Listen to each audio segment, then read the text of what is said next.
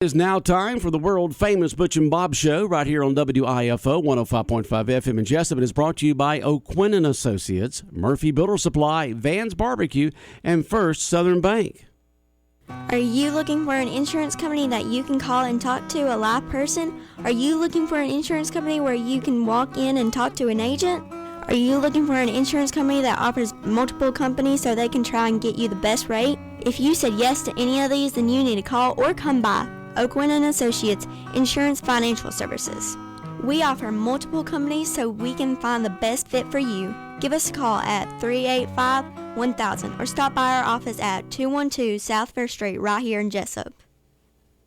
Since 1946, Murphy's Builder Supply has been serving the folks of Jesup, Wayne, and surrounding counties with quality products and knowledgeable service. Matter of fact, they feel they sell service first to make sure you get exactly what you need for your home improvement projects. And with each employee at Murphy's being there for 10 years or more, you know you're talking with someone with the experience to help you with building supplies, tools, paint, and all the things you need from a full-service hardware store. The best choice in home improvement is Murphy's Builder Supply, 156 Northeast Broad Street, Jesup. When it comes to barbecue, Van's Barbecue in Jesup is the place to be. A small family-owned business located at 1876 on the Savannah Highway. Van's Barbecue has lunch and dinner special. Stop by or call to make an order. The number to call, 427-3358. Van's Barbecue's new manager is Sarah Van. Van's Barbecue offers potato salad, coleslaw, baked beans, and don't forget their delicious mac and cheese.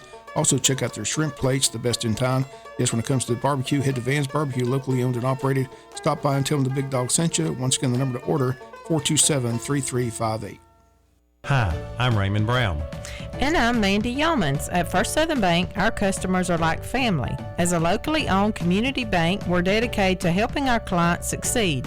We have loans for every need, whether it's personal or business. We have lines of credit, auto loans, equipment loans, and of course, we offer mortgages. Stop by our bank or call us at 912-588-1010 and see how First Southern Bank can help you. Member FDIC Equal Housing Lender. The following is an exclusive presentation of Jesup Broadcasting, the sports leader in Southeast Georgia.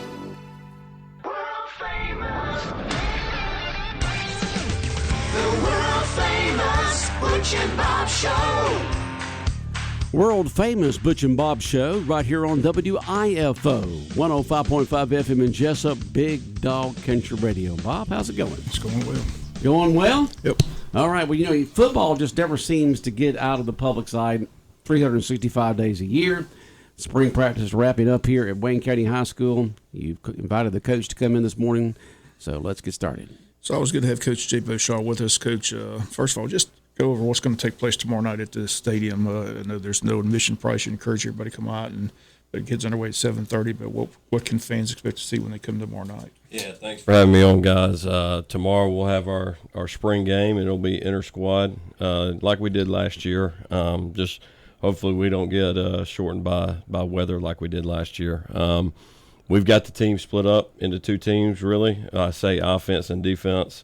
So we'll have our starting defense versus our starting offense, and we'll probably go about three groups. So the ones versus ones, two versus twos, threes versus threes, and hopefully get some good work. I've been really proud of our team for the past 8 practices that we've had, and they've done a really good job. It's fun to see how much further along, obviously, you are a year ago from today, trying to learn how to practice, trying to learn how to do things the right way within our program. And now, you have almost 30 seniors coming back from a quarterfinal team from last year. And they've done a really good job starting, back in January of getting ready for the spring and getting ready for the summer, and then obviously in the fall. But hopefully it'll be a fun night. We'll be running around. It'll be, full contact. We're going to get after each other. It's going to be physical, and, hopefully get out of there healthy and get some good stuff on tape so that we can evaluate and get ready for our summer program.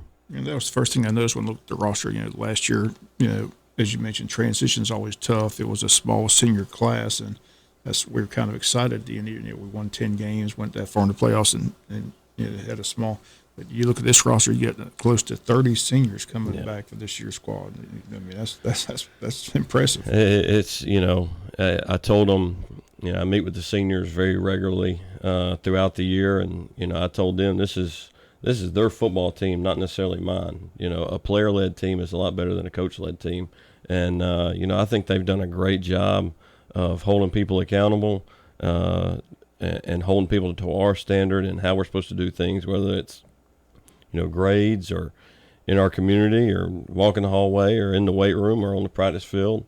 There's a certain way that we do things, and there's a certain expectation that you're going to get held to, and I think they've done a great job of showing the way of how we're supposed to do things, basically, and they've done a really good job. I'm really proud of them. Before we get to the players, let's talk about the coaching staff. After every year, there's always people seem to come and go, but you've been able to maintain just about everybody on your staff coming back for another season. So go ahead and talk about your coaching staff that you were able to bring in last year. And again, looking at this list, it looks like everybody's back. Yeah, for the most part, we've got the core back and had to bring in a couple of new faces. Ross Couch is one of them. He will be our special teams coordinator and safeties coach. He comes with a lot of experience. He's been the head coach. He's been a head coach before. He's been a coordinator on both sides of the ball. I'm really close with his brother, who is at the University of Florida, coaching special teams there. So I've known Coach Couch for a long time, and I think the world of him. I'm glad that he's at Wayne County because I know he brings a lot of knowledge, in all three phases of the game, and he aligns in the values of our staff of. The players will always be number one priority. So I'm excited about him. He is not here yet. He'll join us once school gets out. He'll be here tomorrow night for the spring game. Quinn Stovall, former Yellow Jacket, played for Wayne County.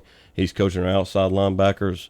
I think it's always important that you have, if you can, a couple of guys that is on that staff that wore the black and gold, that wore the colors, and represented it on that field as a player, because I just think that's important for our current players to see a guy that's played here, now he's giving back to our community. So those two guys are new faces, but Coach Stovall, he's been here for a while anyway. So I'm excited about them two joining the varsity roster, and we may have a couple additions moving forward. Let's talk about the players again. Good to see number 14 out there back. Everybody knows he went through the torn ACL, but your thoughts on his progress and what he expects from the youngster Jeb Craven at quarterback?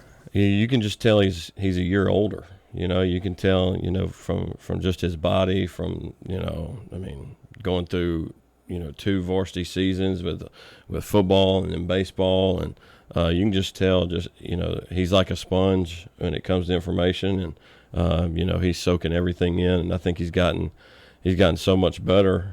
Even though he may not have gotten, a ton of reps in the fall after his injury, he was still there, watching and listening, and I think he's had a really good spring. But it's fun to see just little things like arm strength, and just as these guys get older and older and older, they're getting stronger and their bodies are changing, and that ball jumps off the hand a little bit more. Watching the scrimmage is what I noticed. Also, you got a lot of depth. People rotate in and out, but it all starts with that offensive line. Yeah. If you sit on your center and offensive lineman, or what are we looking at the offensive line? Yeah, we tomorrow night. I think to your point about depth, I think our coaches, like for me, when we had our first staff meeting before spring ball, getting out of our we over me workouts and those 6 a.m. workouts that we had, the number one priority was create depth. On both sides of the ball in the special teams game.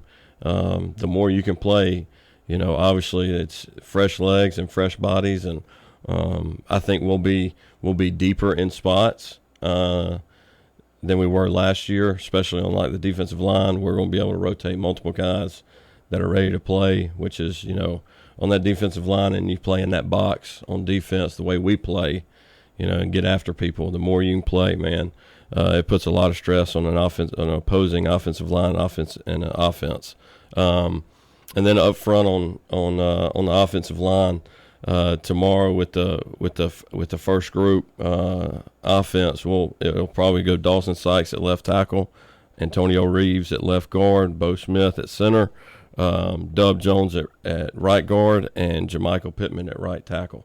Coleman Palmer and Trayshawn Rooks and Tyler Wallings are the three tight ends that'll be repping. Haddon Mixon as well. So just when you look out there, I think Bob, you were at practice the other day. The amount of depth, the amount of people that we can roll and keep fresh and keep bodies going out there and is always a plus. So we have certain spots that we feel very confident that starting positions are solidified. But I think if you ask any of these coaches or any of those 122 players that we have in that locker room, the competitive side of me, we're always going to compete. And you always better be trying to keep your job or steal somebody's job. On the offensive side, one guy that stands out, and he can't help but stand out after the year he had last year, is Matthew Ford. Back for his senior year, I think you told me last year at the end of the year he was squatting 460. Now he's squatting 550. I mean, very impressive athlete. Several offers coming in already for him. But what do you see as his ceiling this year? I know you relied on him last year at the Wildcat formation a lot, and I mean, I tell you, when the whole team on defense knows he's coming, but they can't stop him, it's pretty impressive. He's fun. He's fun to be around any coach. He is. He really is, and I think he's had a great offseason as far as Matt's not a real vocal guy, but man, he's going to lead by his actions, and he does a great job. I'm really proud of I know what he can do on the field, really off the field.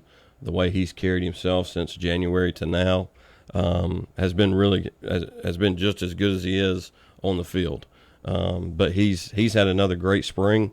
The sky's the limit for him. As strong as he is, and as quick and just straight line speed, he can run away from people. He's going to have a special year, a lot, as well as a handful of other guys, and really our whole team. You got a lot of talent come back on defense. Starts with that linebacker Tavion Wallace that all the scouts are looking for. How many offers do you think he's up to now, Coach? I would have to say over 10. He's and that's probably low. That's probably low balling a little bit. But when you start thinking of blue bloods of college football, Tavion's got them with the LSU's and the Ohio States and Kentucky, Florida State. Kind of just the list goes on and on. Auburn, I think. Auburn, is Georgia coming? Looked at him yet? Georgia has they've came by and watched practice, and they're just it's the luxury that the dogs have right now is they're the top dog in college football, and they can kind of come in when they want to. Right. But also on the Fulbright kid looks impressive at corner. Jaw Ross is back. He had a big impact last year. I mean, you got some key pieces of the puzzle on that defensive side of the football. No doubt. I think we had position meetings yesterday, and I spent some time with the defense before I flipped over to the offense. And you look at the faces in there and the guys that's coming back, and I told them, the two highest priorities on our defense is we're going to fly around to the football. That'll be number one priority. Your effort has to be through the roof. And number two, you're going to be extremely physical. We're going to arrive with extremely bad intentions when we arrive to the ball carrier or whoever it may be.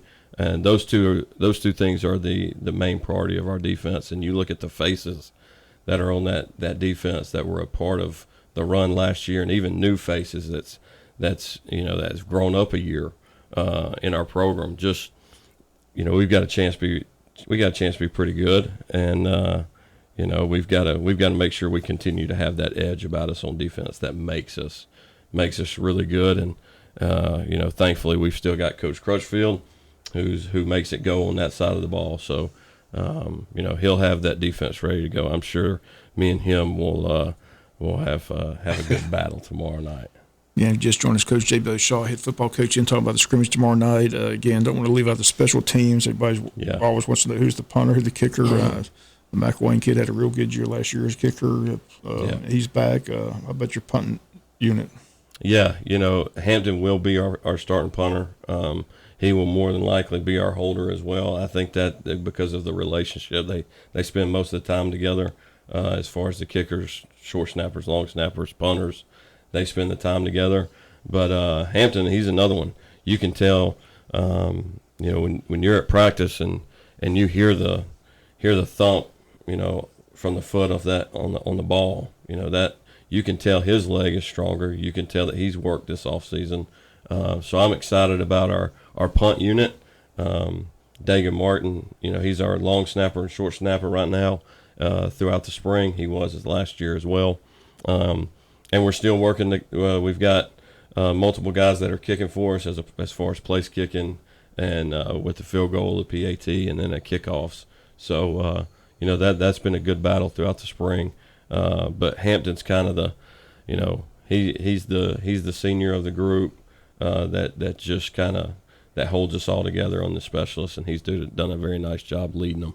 Now, the scrimmage is tomorrow night, but after the scrimmage, that off-season conditioning program begins. How much of a break do they get, and how soon will they be up there early in the morning, running condition and things like that? So, I voted for this when it came out probably 2 or 3 years ago. I can't remember when it came out, but, when we get done on Friday, we've got the last week of school, and then we've got, I guess, the first week of summer,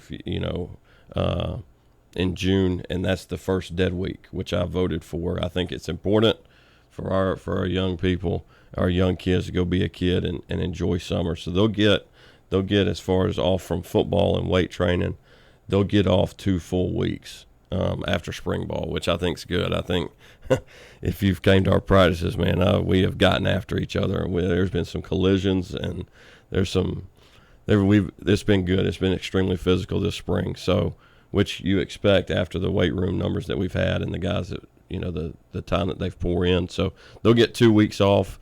We'll come back in June, and in June we'll go 3 days a week, Monday, Tuesday, Thursday. We'll start at 8 a.m., be done by lunch, so guys can go work if they need to, or go to the pool, or do whatever they need to do. And then in July we'll go Monday through Thursday.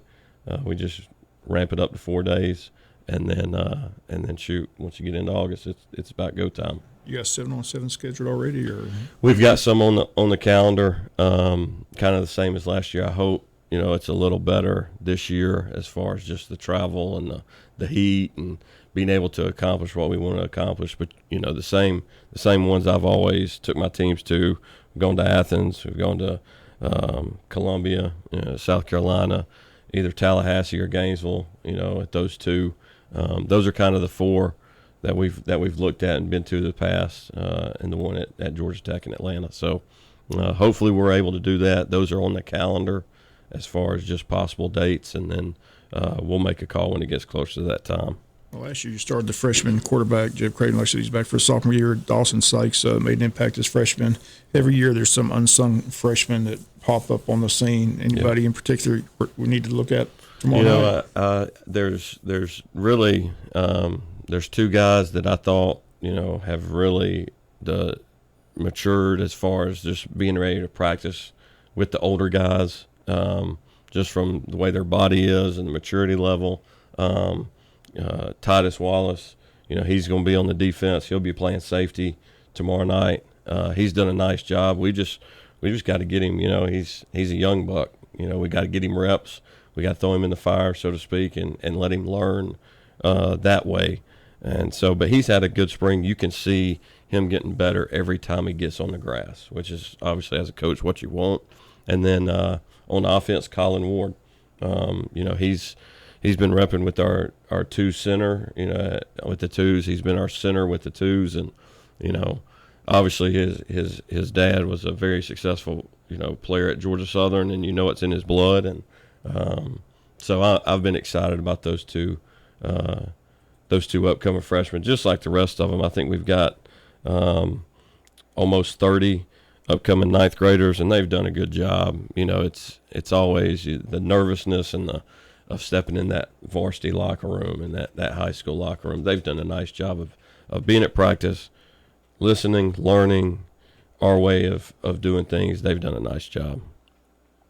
And the scrimmage tomorrow night, 7:30. So is it's the black and gold. You got two different quarterbacks, or is it going to be just offense against defense? How's it going to work? So it'll be just offense versus defense. So the black will be the black team will be the offense. The white will be in the defense. Y'all probably get mad at me if I put the gold out there. You can't really see the numbers because it's gold jersey with white numbers. So it'd be hard to see. So on the defense, we'll wear the white, and the offense will wear the black. And then our rising ninth graders will be in gold jerseys. So that we know that where's the separation is, and so Jeb will get most reps. Another guy that's came in and played quarterback for us, Eric Hodges. While baseball was still making their run, Eric filled in and played some quarterback for us. And I've told you before, Bob, he's like our Swiss Army knife, man. He can play defense. He can play inside receiver. He's played running back. He's played some quarterback. He's just one of those, like, you have to find a way to get him on the field because of what he does everything right. As a coach, he literally does everything right, and wants to represent you the right way, and cares deeply about the football team. So he'll get some reps at quarterback when he's not at running back. Kind of the two-headed monster right now at running back. Matthew and Eric are basically our 1A, 1B, our two starters. Y'all seen us play. We're going to rotate guys at running back to keep them fresh.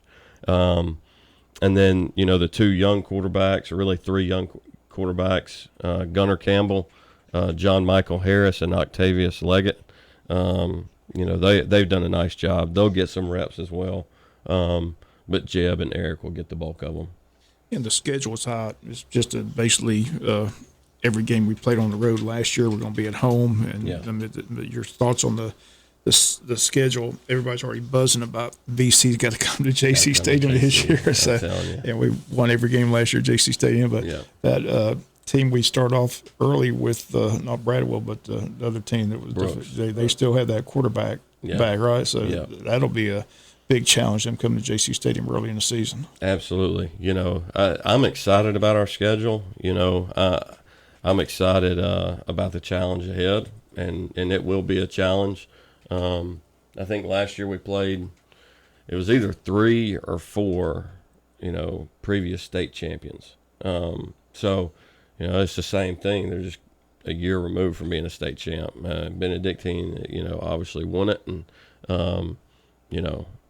y'all gonna get me fired up talking about Benedictine coming to JC, so I gotta watch myself. But Brooks had won the state championship the year or two before we played them last year. Yep. But I promise you, we'll be ready, and I'm excited about getting back into JC, and obviously we've got to get through our non-region and get prepared for our region stretch and getting ready to play our best ball. But I'm excited about our schedule. I think it's great competition. Statesboro has a new head coach. He's a former teammate of mine. I was his host. Went on his official visit at Georgia Southern. Matt Dobson, I know him very well. He played safety at Georgia Southern. He's going to do a good job.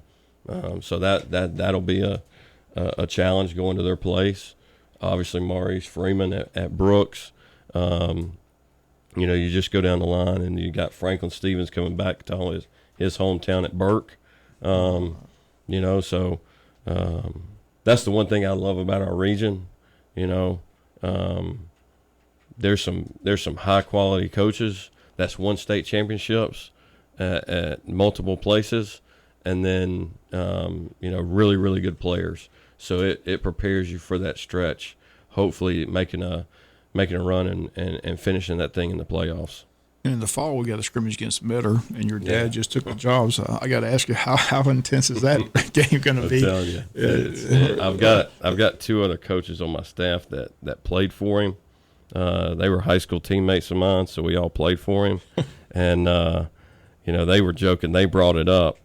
We'll have it scripted, of course, like every scrimmage is. As far as the first 2 quarters, we're going to play it like a full game. Third quarter will probably be a little situational.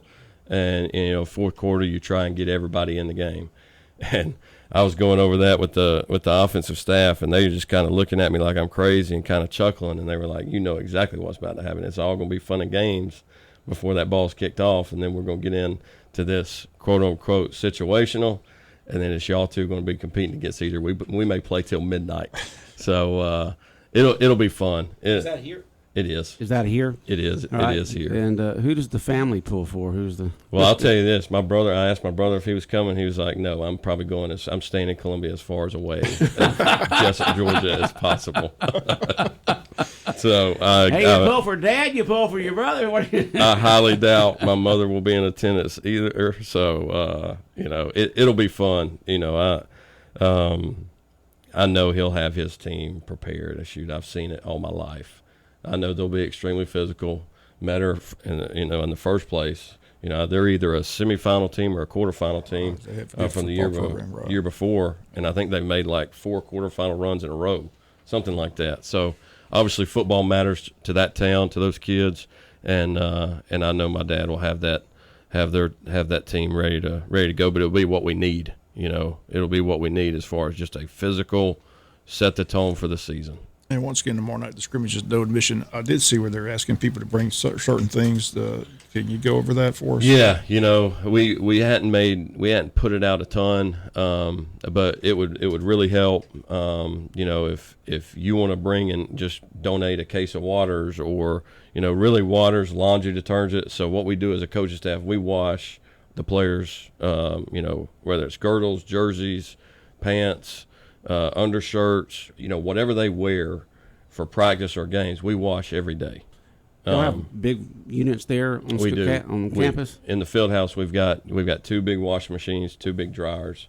Any particular detergent y'all like? You like liquid, powder, HE? Is it HE? Really, honestly, it can be anything and everything. We've used about anything and everything. It could be the powder. It could be those little pods or anything. Anything. Okay. Right. Just that helps us get through all through the season. Like I said, we wash it every day as coaches, and we get it hung up back in their lockers for the next day. So really those 2 things. Nutri-Grain bars, we try and just Nutri-Grain bars, those big bags of trail mix. Really, those are kind of that just kind of helps fuel our guys again throughout the season, after practice, after weight training. It's going strictly to them, and then the laundry detergent is just trying to help us out a little bit as far as coaches. So really, it's a case of waters if you want to, trail mix or Nutri-Grain bars, and then laundry detergent. Those are kind of the 3 that we're asking. Obviously, you don't have to by any means. Just if you can or if you want to, we'd love for you to. You gonna have containers or anything for people to put those in when they come through the gate? In the gates. The scrimmage tomorrow night? Yes, sir. Okay. Sounds good, Coach. Always good to have you in. Like I said, enjoyed watching the spring practices. A lot of excitement. Like I said, a lot of physical battles going on between that offense and defense. It's a pretty competitive bunch. So should be fun tomorrow night. But the numbers, 126, is that correct? Is it signed up for spring football? It is. And I want to make one, a note and just brag on our team. And really, Coach J.J. White, he's our strength and speed coordinator, and he does our offensive line. And, he's went on I'm telling you, in the weight room since January. I don't know if I've been a part of a team. If I know, I haven't coached a team that has just went as crazy in the weight room as far as just complete buy-in. Whatever's on that chart that Coach White has up there, they're doing. And so right before, this was a 8-week cycle. So it went from January to all the way to spring break. And we maxed out again right before we got out for spring break. You had 50. This is, our squat, which is for us, our back squat. That's the most important lift for us. We had 52 guys over 315, 30 guys over 350, 12 over 405, 6 over 450, and 3 over 550 pounds. So that was in about an 8-week cycle of going through our lifts and our off-season program, and then our We Over Me workouts at 6 a.m. 2 days a week outside on the grass. So the grass is wet, and I'm asking them to go out there and we've got them rolling around and going crazy at 6 a.m. You know, we consistently had over 100 kids out there. So that's a credit to our parents. You know, it's a credit to our kids of just complete total buy-in. So, again, just really proud of where we're at, and this program's on the rise. Okay. Looking forward to it, Coach. Again, thanks for coming in. Again, we'll look forward to be there to broadcast the scrimmage for those who can't make it tomorrow night, and we'll talk to you after the scrimmage is over. And, again, looking forward to the summer, looking forward to the upcoming season. A lot of excitement building towards this upcoming year. Absolutely. Appreciate it, guys. Thank you for all you do, man. All right, thank you. Coach Jaybo Shaw, head football coach, Wayne County High School, our special guest this morning right here on the world-famous Butch and Bob Show here on WIFO-FM in Jesup. And it's brought to you by O'Quinn & Associates, Murphy Builder Supply, also brought to you by Van's Barbecue and First Southern Bank.